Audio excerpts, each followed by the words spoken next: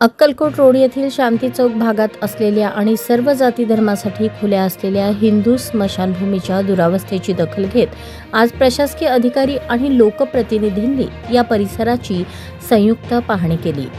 यावेळी स्मशानभूमीतील सोयी सुविधांचा आढावा घेऊन प्रलंबित कामे तातडीने मार्गी लावण्याचे निर्देश देण्यात आले।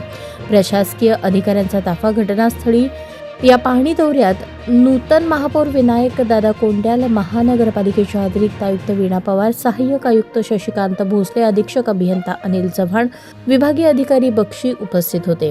प्रशासनाने प्रत्यक्ष जागेवर जाऊन नागरिकांच्या समस्या जाणून घेतल्या। केवळ एक जागा नसून ही एक श्रद्धा आणि अंतिम निरोपाचा सन्मान आहे।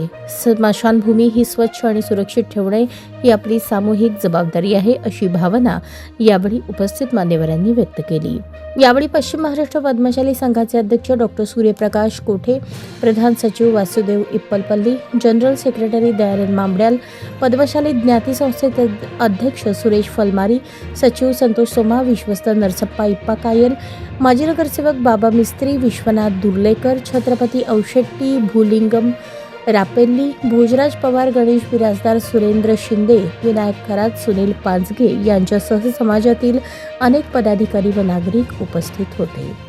हा आपला हक्काचा चॅनल AG न्यूज, संपादक अंबादास गज्जर या YouTube चॅनलला लाईक करा, शेअर करा, सबस्क्राईब करा। संपर्क 94 92 37 68 92।